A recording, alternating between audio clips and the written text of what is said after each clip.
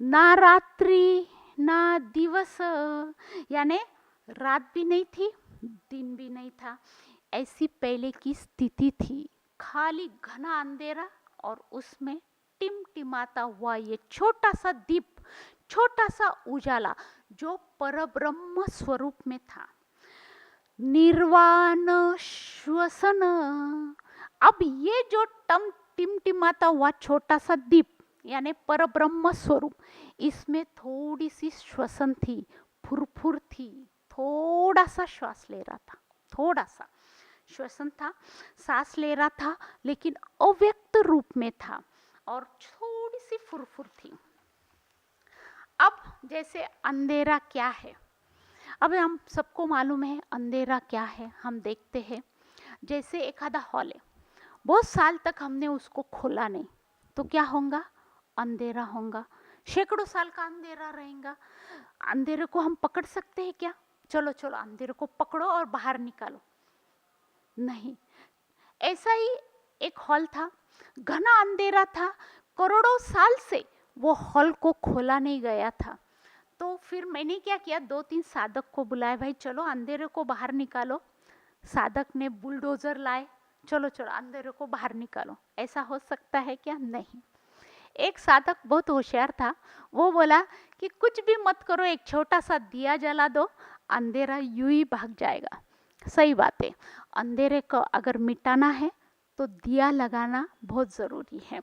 वैसे ही ये जो अंधेरा था, यानी अंधेरा माया और छाया के भी रूप में रहता है। जैसे माया यानी क्या, भगवान की परछाई, हमारी जो छाया रहती है वो कैसी रहती है, यानी उसमें प्रकाश का अभाव रहता है। जैसे हम लाइट में हैं, लाइट में है तो हमारा शरीर जड़ शरीर है तो वो ट्रांसपेरेंट नहीं है तो परछाई दिखती है। अब ऐसा तो नहीं होता कि भाई परछाई, इसको मार नहीं सकते तो परछाई को मार लो, ऐसा होता है क्या? परछाई को आप कितना भी मारो, लाठी से मारो, किससे भी मारो, परछाई को कुछ नहीं हो सकता। लेकिन परछाई तो दिख रही है ना, दिख रही है। क्या है परछाई में, क्या अभाव है? तो प्रकाश का अभाव है।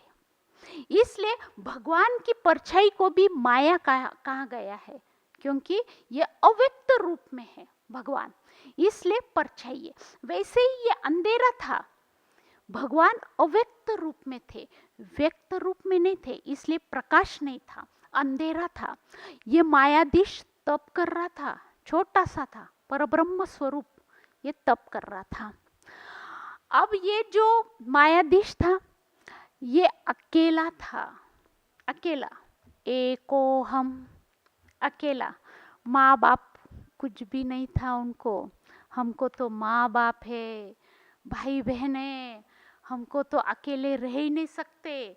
माँ बाप है लेकिन हम पूछते नहीं है, माँ बाप की सेवा करते नहीं है। ये देखो, ये परब्रह्म स्वरूप, ये परब्रह्म, ये अकेला है, एको हम। इसलिए महाराष्ट्र के कवि जो माधव जुलियन, वो कह गए, स्वामी तिन्ही जगाचा आई विना भिकारी, स्वामी तिन्ही जगाचा आई विना भिकारी। न ये स्वामी को, ये मायाधीश को न माँ है न बाप है, अकेले है, न अंत है न मध्य है और किसी के वो आदि नहीं, ऐसे ये मायाधीश है। अब ये जो मायाधीश है आगे कहाँ गया है, स्थित प्रज्ञस्य का भाषा समाधिस्थ केशव। ये जो समाधिस्थ यानी ये जो परब्रह्म स्वरूप था, ये समाधिस्थ था। और ये जो समाधिस्थ थे ये कितने साल से थे किसी को मालूम नहीं, क्योंकि वेद में भी इसका उल्लेख नहीं किया गया है कितने सालों से ये समाधिस्थ थे। अब उनको भावना निर्माण हुई, अकेले थे, जैसे अपने को भी कुछ ना कुछ कंपनी लगती है ना, तो उनको भी भावना निर्माण हुई। कामस्तग्रे समवर्तदादि, ऋग्वेद में कहा है कि बस उनको कामना उत्पन्न हुई, उनको इच्छा उत्पन्न हुई कि अब मुझे बहू होना है, ऐसी इच्छा उनको निर्माण हुई। देखो, इच्छा निर्माण होते ही क्या होता है, अब हमको जब इच्छा निर्माण होती है ना, तब हमारे कैसा थोड़े विकार जाग जाते हैं, मन के विकार जैसे जागृत हो जाते हैं। वैसे ही जब इनको इच्छा हुई ये परब्रह्म स्वरूप को, परमात्मा को बहू होने की, वो तपने लग गए, तपने लग गए। और हम जब तपते हैं ना, हम किस में तपते हैं मालूम है? क्रोधाग्नि में तपते हैं। क्रोध आ जाता है, क्रोध में तपते हैं। तब ये नहीं देखते, अगर आप क्रोधाग्नि में तप रहे हो, वो नुकसान आपको देता है, सामने वाले को नहीं देता है। साधक ने तो सही मायने में योगाग्नि में तपना चाहिए। भगवान तपने लग गए, इच्छा निर्माण हो गई बहू होने की, तपने लग गए, इतने तपने लग गए कि स्फोट हो गया, स्फोट हो गया। और पहले जो लहरियां उत्पन्न हुई, यानी साउंड वेव्स निर्माण हो गए, और ये जो पहले जो सागर रूप में जो थे, अब विशाल सागर में परिवर्तित हो गया साउंड वेव्स में। जैसे एखादा झील है समझो, एकदम शांत है वो झील, और अगर उसमें हमने पत्थर फेंक दिया तो क्या होगा, उसमें वेव्स निर्माण हो जाती है, तरंगें निर्माण हो जाती है। वैसे ही ये विशाल सागर में परिवर्तित हो गया, विशाल तरंगें निर्माण हो गई, और ये विशाल तरंगों में फिर से स्फोट हुआ। स्फोट होने के बाद पहले जो नाद उत्पन्न हुआ वो था ओंकार, और इसको ही जैसे हम ज्ञानेश्वर जी ने नमस्कार किया है, ये ओंकार नाद प्रकट हुआ। और ओंकार नाद जैसे ही प्रकट हुआ, ज्ञानेश्वर जी ने एक ओवी डाली है, ब्रह्म बीजा झाला अंकुर, यानी ये जो ब्रह्म बीज बस अंकुर हो गया, ये संसार का जो वटवृक्ष ये अंकुरित होने जा रहा है, बस विश्व ब्रह्मांड का निर्माण होने जा रहा है। ये बीज रूपी जो था, ये बीज ब्रह्म बीज में जो था, ये अंकुरित होने जा रहा है। और जो दूसरा उन्होंने डाला, घोष ध्वनि नादाकार, यानी पहले घोष निर्माण हुआ। अभी घोष यानी क्या, जो ऐसा घर्ष स्वर रहता है, ऐसा घर्ष स्वर निर्माण होते। जो गवई गीत गाते हैं ना, पहले वो घर्ष स्वर गाते हैं और फिर वो अच्छा स्वर उनका निकलता है। वैसे ही पहले घर्ष स्वर निर्माण हुआ और फिर ओंकार नाद प्रकट हुआ, और एक जो रंग प्रकट हुआ, पहले ओंकार नाद प्रकट हुआ, फिर जो रंग प्रकट हुआ, जो काला था वो सफेद रंग प्रकट हुआ। सफेद रंग प्रकट होना यानी मालूम है, पांडुरंग यानी सफेद रंग। अब पांडुरंग जो है, ये पांडुरंग महाराष्ट्र के आराध्य देवता है। महाराष्ट्र के लोग उनको आराध्य देवता मानते हैं, उनको भजते हैं और उनकी आराधना करते हैं। ये जो यानी वो पंढरपुर के नहीं, पहले देखो, पहले पांडुरंग प्रकट हो गए थे, जब विश्व प्रकट हुआ तब बीच पांडुरंग प्रकट किए हुए वाले हैं। और पांडुरंग यानी सफेद रंग, ऐसे पांडुरंग प्रकट हुए। और फिर पांडुरंग के बाद यानी शक्ति, ये पहले स्थिर थी, पांडुरंग शक्ति स्थिर थी, लेकिन उनमें फिर से बहु होने की इच्छा प्रकट हुई। इच्छा निर्माण होते ही इच्छा गतिमान हुई और रंग बदल गया। यानी देखो, आप देखते हैं पांडुरंग के पास कौन है, रुक्मिणी। ये रुक्म रंग की रुक्मिणी प्रकट हो गई, यानी लाल रंग की रुक्मिणी प्रकट हो गई। अब लाल रंग की रुक्मिणी यानी क्या, हम लाल रंग लगाते हैं, लाल रंग का कुमकुम हम लगाते हैं, स्त्रियां भी लगाती है, पुरुष भी लगाते हैं। और इस वजह से हम आज्ञा चक्र के वहां ये कुमकुम को लगाते हैं, क्योंकि लाल रंग की रुक्मिणी प्रकट हुई। और सही मायने में तो अपना ब्रह्म रंग तो यहाँ पे है, यानी सहस्त्रार चक्र में है, लेकिन कुमकुम हम आज्ञा चक्र पे लगाते हैं। और ये जो लाल रंग की प्रकट हो गई, इसमें ये लाल रंग की प्रकट होने के बाद यानी विश्व को प्रकट करना है। रुक्मिणी तो प्रकट हो गई, विश्व यानी जड़, चेतन और सूक्ष्म ब्रह्मांड भी निर्माण हुए। फिर ये जो रुक्मिणी है ये त्रिवर्णी हुई और त्रिगुणी हुई। यानी त्रिवर्णी यानी क्या, 3 रंग की हो गई, काला रंग, लाल रंग और सफेद रंग।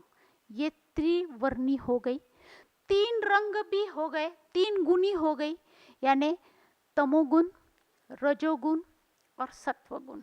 इस ढंग से पृथ्वी निर्माण होने चली। अजामेका लोहित शुक्ल कृष्णाम, अजामेका लोहित शुक्ल कृष्णाम, यानी लोहित यानी लाल रंग, लोहित शुक्ल, शुक्ल यानी सफेद रंग, और कृष्णा या कृष्णाम यानी काला रंग। इस तरह से 3 रंग में ये हो गई। लाल रंग से रजोभाग, सफेद रंग से सत्वभाग और काले रंग से तमोभाग निर्माण हुआ। उसी तरह से लाल रंग से सूक्ष्म ब्रह्मांड की निर्मित हुई, सफेद रंग से यानी जो सत्व भाग था उससे चेतन ब्रह्मांड की निर्मित हुई, और जो तम भाग था उससे जड़ ब्रह्मांड की निर्मित हुई। इस तरह से ब्रह्मांड भी निर्माण हुए।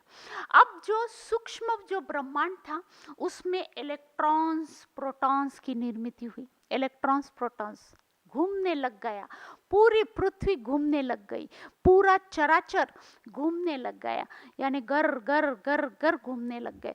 और इसमें हम चाहते हैं कि मन शांत रहे।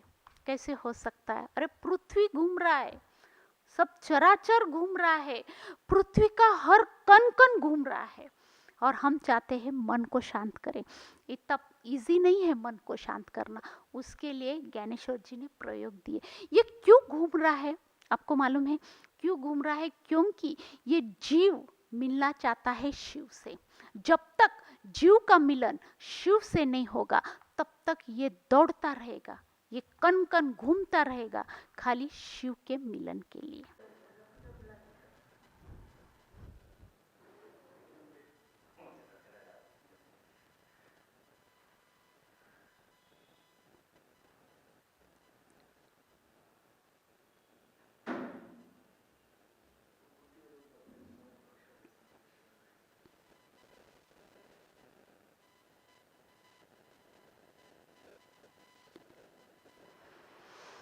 ओम गुरु ब्रह्मा गुरुर्विष्णु गुरुर्देवो महेश्वरा, गुरु साक्षात् परब्रह्म तस्मै श्री गुरवे नमः। श्री गुरु के चरणों में आत्मवंदन और सभी साधकों को आत्मवंदन करते हुए हम शुरुआत कर रहे हैं ज्ञानेश्वरी का प्रवचन। गत प्रवचन में हमने देखा कि ब्रह्मांड क्या है, ब्रह्मांड की उत्पत्ति कैसे हुई और विश्व की रचना कैसे हुई, ये हमने देखा। जैसे स्फोट हुआ, रुक्मिणी प्रकट हुई। रुक्मिणी प्रकट होने के बाद अजामेका लोहित शुक्ल कृष्णा ये प्रकट हुए, यानी लाल रंग, लोहित से लाल रंग, शुक्ल से सफ़ेद रंग और कृष्णाम से काला रंग प्रकट हुआ। लाल रंग से रजोभाग निर्माण हुआ, सफ़ेद रंग से यानी सफ़ेद रंग से सत्वभाग निर्माण हुआ, और काले रंग से जड़ भाग निर्माण हुआ, यानी सूक्ष्म ब्रह्मांड, चेतन ब्रह्मांड और जड़ ब्रह्मांड की उत्पत्ति हुई। सूक्ष्म ब्रह्मांड में इलेक्ट्रॉन्स प्रोटॉन्स ये निर्माण हो गए, और पूरा चराचर गर गर गर गर घूमने लग गया। पूरी सृष्टि ये गर पूरे सृष्टि के का हर कण घूमने लग गया। ये क्यों घूम रहा है? क्योंकि जीव चाहता है शिव से मिलन। ये कई सालों से, कई अब जो करोड़ों सालों से ये घूम रहा है, दौड़ रहा है, क्योंकि जीव मिलना चाहता है शिव से, और जब तक मिलन नहीं होगा तब तक दौड़ जारी रहेगी। और ये सब अशांत है क्योंकि पूरा चराचर घूम रहा है, और हम ये अशांत में चाहते हैं कि हमें शांति मिले। तो ये इतना आसान नहीं है। जैसे वाल्मीकि रामायण में एक दोहा आया है, कर्ता सर्वस्व लोकस्य श्रेष्ठो ज्ञानम विवम विभो विभु, यानी कि कर्ता, भगवान कह रहे हैं मैं ही करता हूँ, मैं ही निर्माण करता हूँ, और नष्ट भी, समाप्त भी मैं ही करता हूँ, ऐसे खुद भगवान कहते हैं। अब जैसे हमने देखा कि ओंकार नाद प्रकट हुआ, अल्ट्रासाउंड वेव्स निर्माण हुए, और उसके बाद यानी जो ये ओंकार नाद है, ये ही मानो ये ओंकार ही विश्व शक्ति है, क्योंकि ये वो ओंकार ही ऐसी निर्मिति है, ओंकार ही हम देखते हैं सारे धर्मों की निर्मिति ये ओंकार ही है। जैसे हमारा जो शरीर है हम देखते हैं वो भी ओंकारमयी है। फिर हम देखते हैं कि जानवरों का, बिल्ली, कुत्ता जो भी है, उनके भी शरीर हम अगर देखें तो ओंकार ही है। पूरा चराचर ये ओंकार से भरा हुआ है। और जैसे अगर धर्मों में, जैसे अल्लाह में हम देखते हैं ओंकार ही है, और राम में हम देखते हैं ओंकार ही है, क्योंकि सृष्टि का निर्माण, यानी सृष्टि जब निर्माण हुई तब ओंकार नाद ही गूंज उठा था, इसलिए पूरा ओंकारमयी है। अब ये जो आद्य शक्ति है, ओम हमने देखा, ओम नमोजी आद्याय, यानी नमोजी, हमने ओंकार देखा, ये ओंकार नाद कैसे प्रकट हुआ ये हमने देखा।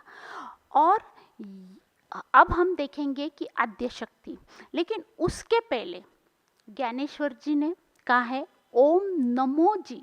नमो जी यानी देखो, ये जो वो नमन कर रहे हैं ये शक्ति को, जो अव्यक्त शक्ति है, जो ओंकार रूप है, और वो शक्ति जिन्होंने विश्व ब्रह्मांड को निर्माण किया, अब जो करोड़ों ब्रह्मांड को निर्माण किया, जिन्होंने ब्रह्मा, विष्णु, महेश को निर्माण किया, ऐसे विश्व शक्ति को ज्ञानेश्वर जी नमन कर रहे हैं। और वो कैसे नमन कर रहे हैं? ओम नमो जी, जी यानी झुक के। ये आदरयुक्त शब्द है, इसे रिस्पेक्टफुल वर्ड कहा जाता है कि जी, ओम नमो जी, एकदम आदरयुक्त शब्द। देखो कितना झुक गए हैं ज्ञानेश्वर जी।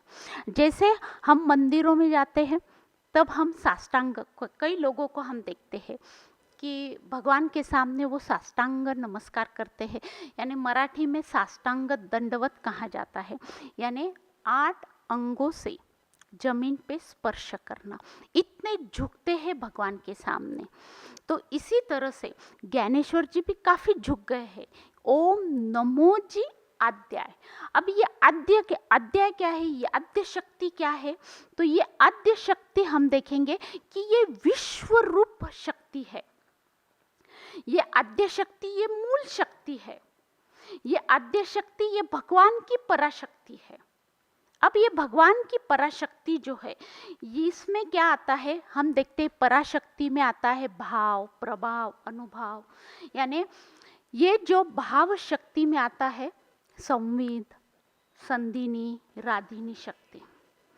अब ये शक्तियों के बारे में मैं बाद में आपको डिटेल बताऊंगी, लेकिन ये जो शक्तियां है और कुछ अलग जो और शक्तियां है, उसके जो कुछ ब्रांचेस है, ये मिलके बन जाती है पराशक्ति। और यही पराशक्ति जो भगवान की है उसे ही कहा जाता है स्वरूपाधिक शक्ति, यानी भगवान के पराशक्ति को ही स्वरूपाधिक शक्ति कहा जाता है। अब ये जो संविद है, यानी उसमें सत, चित, आनंद, ये है, यानी इससे ही संवित शक्ति से ही भगवान अवतार लेते हैं। इसमें आगे आएगा तो उसके बारे में मैं आपको बताऊंगी। तो ये जो शक्तियां हैं, यानी ये शक्तियों को भगवान ने नमन किया है। यह आद्य शक्ति, मैं तुझे नमन करता हूँ। वेद प्रतिपाद्य, वेद प्रतिपाद्य यानी क्या? ये जो वेद है, सही मायने में वेद क्या है? अब हम जैसे हवा में से ऑक्सीजन लेते हैं, राइट? लेकिन हवा में से ऑक्सीजन लेना और उसमें चेतन शक्ति का वास होना, उसे कहते हैं वेद। और ये जो वेद है, ये वेद यानी ये वेद का, ये चेतन शक्ति का जब वास होता है तो ही वेद बन जाते हैं। यानी वेद कोई किताब नहीं है, वेद यानी मानव निर्मित नहीं है। तो वेद क्या है? प्राणो ही वेदः, यानी प्राणो ही वेदः यानी कि प्राण ये कब बनता है? जब उसमें हवा में ऑक्सीजन में जब चेतन शक्ति का वास होता है तो उसे प्राण कहा जाता है। और यही प्राण क्या है? वेद है। वेदो ही ब्रह्म, यानी ये वेद ही ब्रह्म है, यानी ये वेद ही ब्रह्म शक्ति है।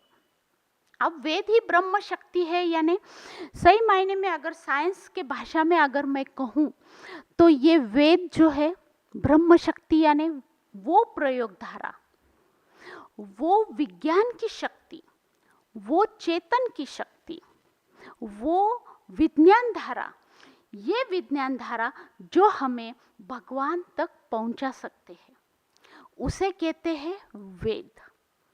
और ये ब्रह्म शक्ति हमें पहुंचाती है भगवान तक। हम भगवान तक हम भगवान तक पहुंचा जा सकता है, यानी ये वेद शक्ति से ही हम भगवान तक पहुंच सकते हैं। अब ये जो प्राण धारा है, यानी वेद ही प्राण धारा है, यानी ये भगवान की प्राण धारा है। यानी क्या?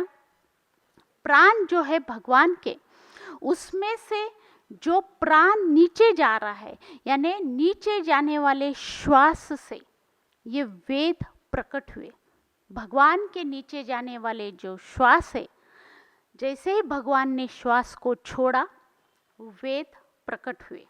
यानी ऐसा कहा जाता है कि जयाचिये निश्वासी जन्म झाले वेद राशि, यानी नीचे जाने वाले श्वास से वेद प्रकट हुए।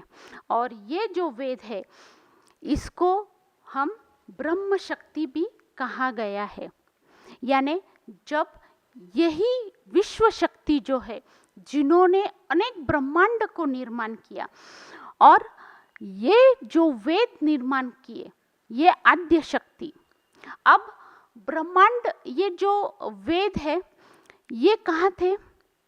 जब ब्रह्मांड में प्रलय आया था, यानी जब ये सृष्टि नहीं थी, ये ब्रह्मांड नहीं था, तब ये वेद कहाँ थे? तो ये वेद और हम भी कहाँ थे? जैसे हम देखते हैं कि ये जो प्रलय होता है, अब आज दोपहर समझो, दोपहर में कुछ नहीं हो सकता, लेकिन शाम के समय प्रलय होता है और रात में ब्रह्मदेव जी सो जाते हैं। यानी ब्रह्मदेव जी का एक दिन कितने सालों का है मालूम है? ये है 4 अरब 65 लाख करोड़ और 80 साल, यानी एक्सेट्रा, इतना ये लंबा है। और फिर रात में ब्रह्मदेव जी सो जाते हैं। अब कितने साल तक सोते हैं? अब्जों करोड़ों साल तक। फिर वो स्थिति रहती है, तम आसित स्थिति रहती है, यानी अंधेरा छा जाता है। क्योंकि ब्रह्मदेव जी सो गए तो कौन निर्माण करेगा? कोई नहीं निर्माण करेगा। इस वजह से अंधेरा छाया रहता है कई साल तक, अब्जों करोड़ों साल तक। और फिर जैसे ही स्फोट होता है तब हम जो बीज रूप में रहते हैं, क्योंकि हम भगवान के अंश हैं और इस वजह से हम बीज रूप में रहते हैं। ये जो वेद शक्ति है, ये जो जीव शक्ति है, ये बीज रूप में रहती है और जैसे ही स्फोट होता है तो हम उड़ के आ जाते हैं ब्रह्मांड में। देखो, ऐसा खेल हमारे साथ खेला जा रहा है। इसी को तो लीला कहते हैं, भगवान की लीला। और इस वजह से बीज रूप में रहता है। और ये जो वेद, ये कैसे प्रकट हुए? ये वेद कैसे प्रकट हुए कि ये वेद यानी सही में तो ये जो आद्य शक्ति है, ये आद्य शक्ति भगवान ज्ञानेश्वर जी यानी उसको नमन कर रहे हैं। ओम नमो जी आद्य, वो शक्ति को क्यों नमस्कार कर रहे हैं? क्योंकि ये जो वेद है ये बीज रूप में उनके अंदर निहित है, यानी उनके अंदर एकदम सेफली रखे गए हैं। ये बीज रूप में, ये आद्य शक्ति के अंदर है। इसलिए ज्ञानेश्वर जी वो आद्य शक्ति को नमन कर रहे हैं कि हे विश्व शक्ति, हे आद्य शक्ति, तूने अपने अंदर ये बीज रूप में ये वेद को रखा है।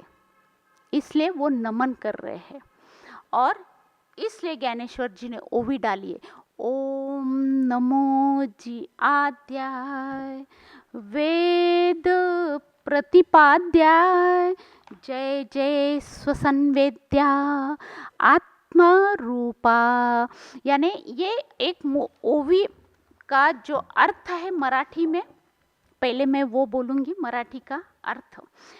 हे सर्व विश्वाचे मूळ असणाऱ्या व वेदांचे प्रतिपादन करणाऱ्या ओंकारा, तुला नमस्कार असो व स्वतःला स्वतः जाणणाऱ्या आत्मरूपा, तुझा जय जयकार असो। अब ये हो गया मराठी का अर्थ। वही अर्थ मराठी में, हिंदी में मैं ओवी लेती हूँ। ओम नमो जी आद्या वेद प्रतिपाद्याय जय जय स्वयं वेद्या आत्मरूपा। इसका हिंदी में अर्थ है, हे निर्गुण ब्रह्म आत्मरूप, आप समस्त सृष्टि के आदि स्वरूप हो। वेदों का ही आप प्रतिपाद्य विषय हो।